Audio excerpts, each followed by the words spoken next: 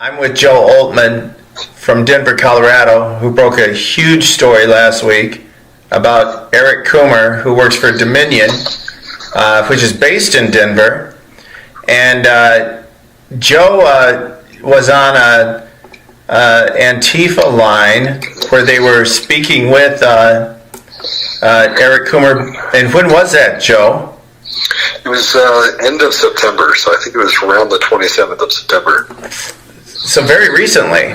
And had you been listening in for a while, or was this just a one-off thing? Well, no, we were trying to infiltrate Antifa because obviously we've had massive problems in Denver. And started FEC United, and they kept writing bad stuff about John Tig Tigan, who's the guy from he was just an American hero, and just writing stuff that wasn't true. And so, frankly, I wanted to get to the bottom of it. So we started infiltrating Antifa down in Colorado Springs and up in Denver, and getting access to different conference calls and doing a bunch of research. And so I really wasn't looking for Eric Coomer. Matter of fact, I didn't even know what I had until after the election. That's just amazing. And then you found out that this Dominion was based in Denver, and that you believe you were on a call with one of their top officials from the company. Yeah. So again, I didn't really know what I was up against. And at the time, it was I'm listening. Eric is talking. Somebody asks who Eric is, and then somebody answers Eric is the Dominion guy. So I'm just keeping notes. And then somebody says, "Go ahead, Eric," and then someone interrupts almost immediately again and says, "What are we going to do if Trump wins?" Right? Says some explicitives, and Eric responds that, "Don't worry about the election. Trump is not going to win. I made effing sure of that." And people are like, "Effing right." There's a way that they talk that is just unbelievable, right? I guess I don't know. It's just they're just crazy, huh? They're nuts. I mean, it's actually just it feels like Chicken Little, right? And I said that to Michelle. It's the only way I can describe it. Where this guy is following that everyone is. The rhetoric is just really the temperament for the rhetoric is very high. So after that, when he said it, I laughed because I was, in my mind, all I kept thinking, and I literally left there, went to go talk to Tig, and I was like, "Hey, listen, these guys think that they're Jedi warriors, that they can just say something and then Trump's going to lose." Right. And so I did a little research on Eric because I thought I should, and I literally just put into Google search to start with, Eric Dominion, Denver, Colorado. That's it. That's all I had to go on. Right. And it popped up Dominion voting systems, and then I did research on Eric Coomer Dominion voting systems, and I did research on Eric Coomer, and I saw that he has a PhD in nuclear physics, so really smart guy, and I'm like, he can't be Antifa. Right. He works for FBI, works for CIA, does something like that. And wouldn't that be something if he actually did that, by the way? But anyway, I'm not going to say that that's true, and I'm not a conspiracy guy, but so then I laid it aside, got the information I wanted from the journalist. I found out a bunch of stuff and was able to gather information, so the Eric stuff became obsolete for me. It just wasn't something I was looking at. And then and one of the things that people have asked me is, Joe, come on, how do we know that you were actually looking for Antifa journalists? Well, I was like, well, serendipitously, I was at a FEC United meeting on October 15th at Vandermeer, and at that, Tammy Vandermeer got a recording from Eric Trump that said, "Hey, Tammy Vandermeer, you're awesome," and then mentioned FEC United. I played that video at that night, and I actually brought up the fact that I had demasked 13 Antifa journalists in Colorado, and that we were going to come for them if they kept writing bad stuff about us, and that we were going to dox them. Right. So on the 16th, the Antifa journalists one of them wrote a story saying that I was threatening journalists. So it was kind of this uproar in Colorado, and I laughed because it was the Antifa journalists that were writing something about us. And I had just told them that I was going to dox them. So I did. And fast forward to the election, we know that there was a bunch of funny business happening. Oh yeah.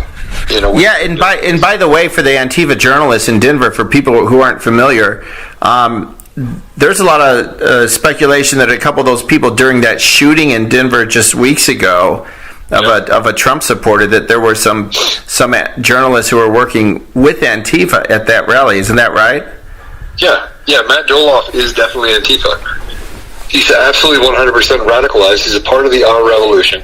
Our Revolution was the Chris Jacks guy character out of Weld County that literally said that he wanted to, Project Veritas did that deal where he wants to kill Americans in the street, right? Do it our way or we'll cut your head off with a guillotine. Mm-hmm. He actually said that in the video. Amazing. And talked about the fact that they had infiltrated different positions in the Democrat Party, and frankly, some of the really terrible people in our state that are in leadership, including Governor Polis, are a part of the Our Revolution movement. Right? Not a communist movement. Yeah, not a big surprise. We've heard some stories coming from Denver like that, and so I think that's important for people to know that this is a very radical group. And so the fact that you're tracking them and you're an expert on their group and you've outed some of them, and the fact that you heard this top level official from Dominion on the call, that's really stunning, and you put it all together. Well, I didn't really put it all together then, right? I didn't know what I had. But on Friday, I was out elk hunting with my friends, and we were up down in Kachara.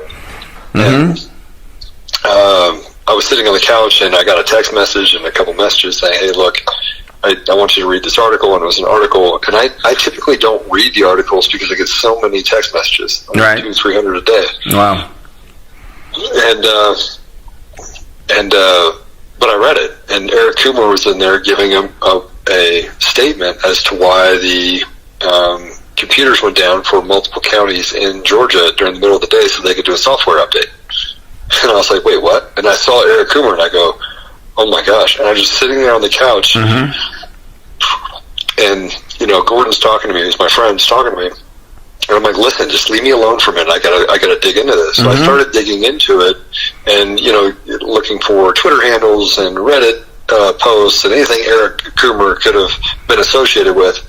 And then I started to say, look, I got to get access to his Facebook page. Right. That's got to be the next thing I do. So I went in and got access to his Facebook page. And it was public, correct? No. It wasn't public? No. Wow. But I didn't break any laws to get it. Sure. Okay. All right. It was tied down tighter than an ant's butt. Wow. But I'm a data guy, so it wasn't difficult for me to. Amazing. So I'm sure it's taken down since then, right? Oh yeah, it's locked down. He's deleted. So then I gathered all this information. I literally sent text messages to multiple friends saying, I think I'm in trouble. I've got information that is just, it's unbelievable. Right. Because once I got into his Facebook account, he had posted the Antifa manifesto, right? A day after it had been posted by massive or major Antifa organizations. Right? So it's not like he, waited and somewhere along the line somebody gave it to him. It was literally that day. Amazing. And then you go through and see the dead president that he has of YouTube videos, and he's got stuff for just a bunch of other stuff, and then he's got this rant that is just unbelievable. And inside of his Facebook posts were the most vile anti-Trump, anti-American rhetoric that you could find. 80 posts of it. That's amazing. And so I just that's just amazing. Yeah. So I just started my journey down the path of then researching him, like researching every one of the. I wanted to research everything that was out there, like any data, anything that he touched, and everywhere I turned, guess what I ran into? What's that? I ran into him having his fingers in it. Like he was the one in Arizona that was actually pitching the the project to the election committee in Arizona in 2019, October 29th. Wow. He was in Georgia as the expert witness in a lawsuit. He was in Georgia selling the product. He was in Georgia for the spokesperson. He was in Pennsylvania selling the product. He was in Pennsylvania meeting with county clerks. He was in Michigan installing the system. Like, this is a guy that's not supposed to be involved in every minute detail of the organization. He is the director of strategy and security. And there he is. Everywhere you turn, he's everywhere. I did see that. I did see that video from Illinois, but that was 4 years ago or something. I think where he's that it might still be up on YouTube, but that was. There's not a lot out there. You found much more than anybody else. It sounds like. Well, and then I have the access to his.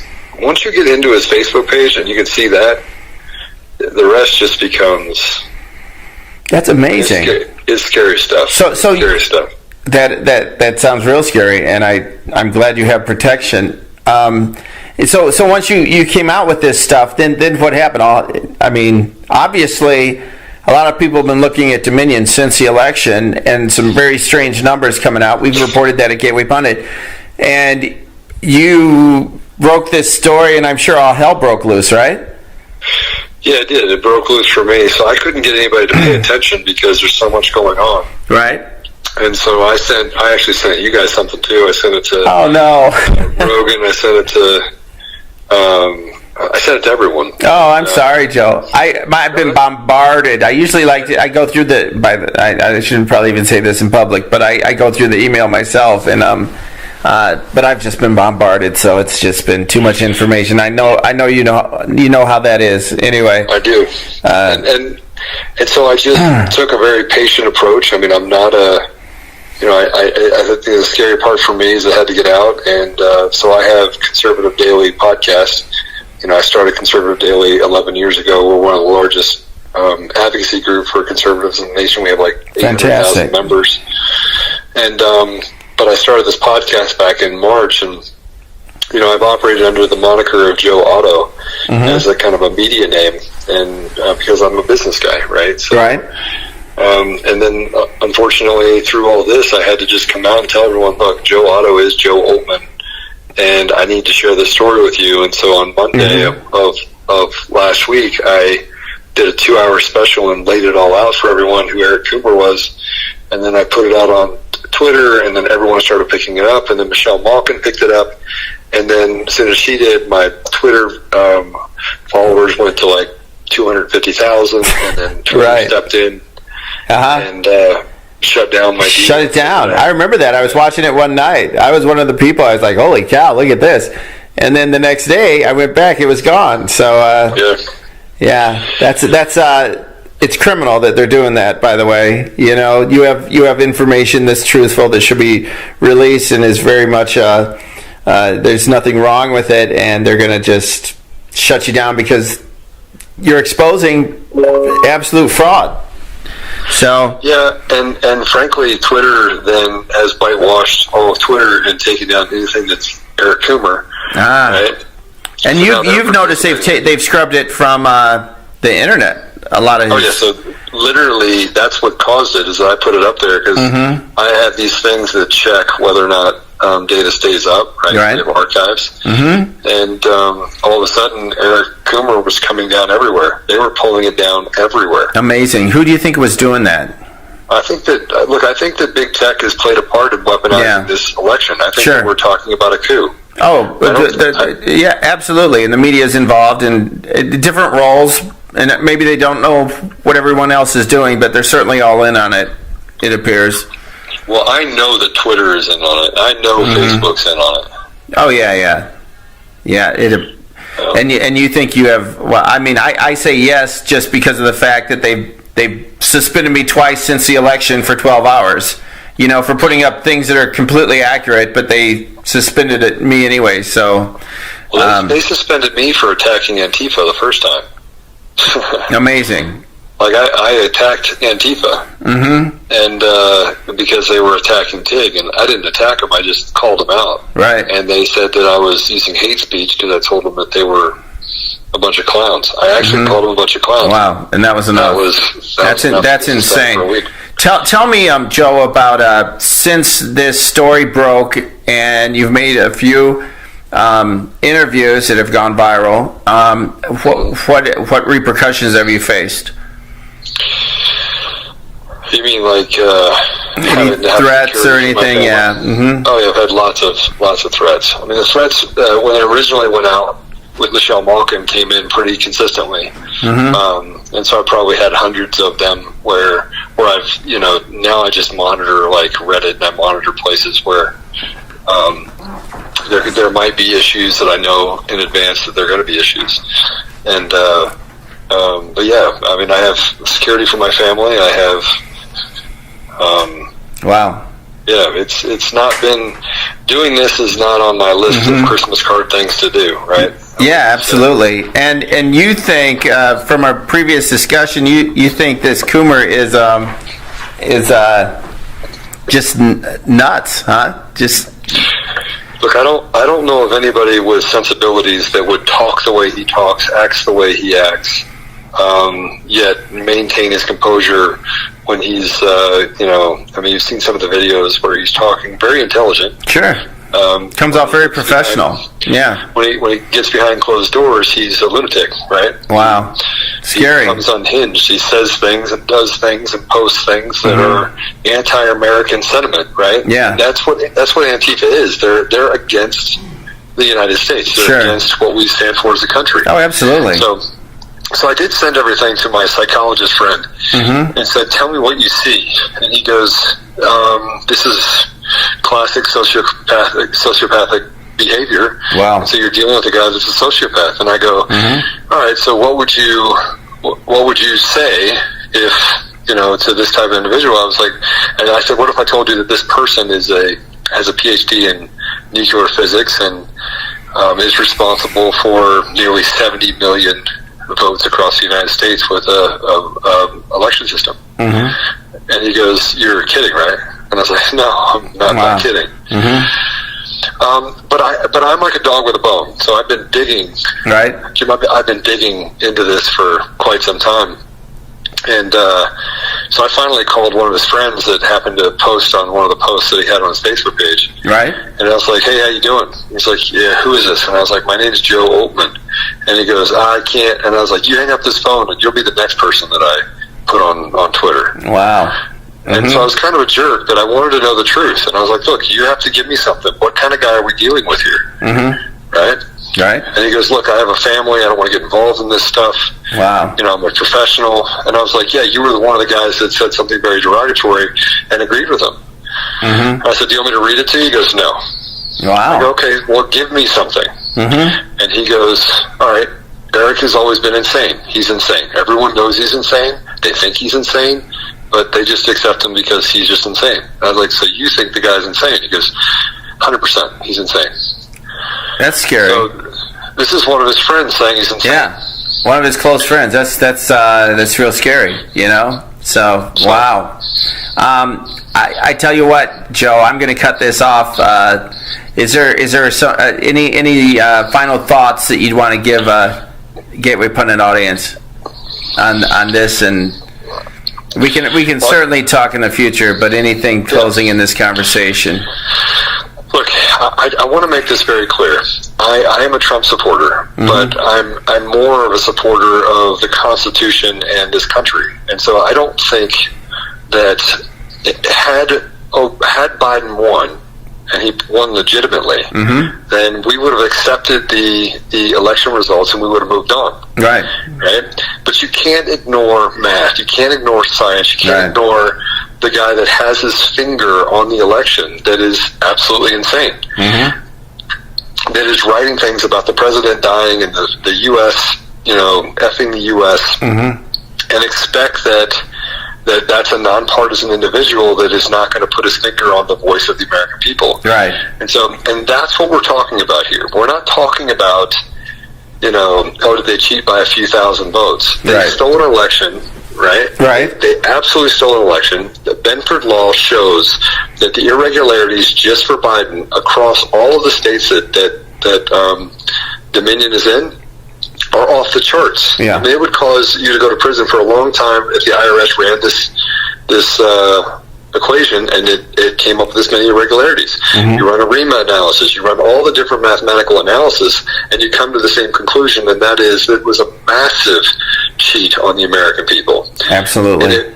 And if it's not, why are they trying to kill me? And why are they, or threatening to kill me? And why are they doing and saying that they're doing? And why is the media and the big tech companies going along with it? And why did they take so long to call those states that President Trump was up 400,000 or 500,000 votes? And why did they take off several hours during the night in just these states? And then tell people that they were actually going to stop counting when they were going to continue counting. Right? I mean, Absolutely. You can draw a conclusion one way or another, but if you put all the pieces together, that's your smoking gun. It's like going through security with all the pieces of the gun, and then putting it together when you get to the other side. That's what they've done. They have literally stolen this election. And frankly, if I didn't stand up and other people didn't stand up, and we didn't put this stuff together, and we allowed it to happen, then we would no longer be a republic. We would be a communist society where opportunity is given to you if they decide it's given to you. And it's an illusion of freedom. It's not freedom. So. Absolutely. Wow. Well said, Joe. Thank you for your work. Thank you for your courage. What you did was just remarkable. So please stay in touch. I'll post this up on Gateway Pundit tomorrow. All right. Thanks, brother. I appreciate you. Thank you, Joe.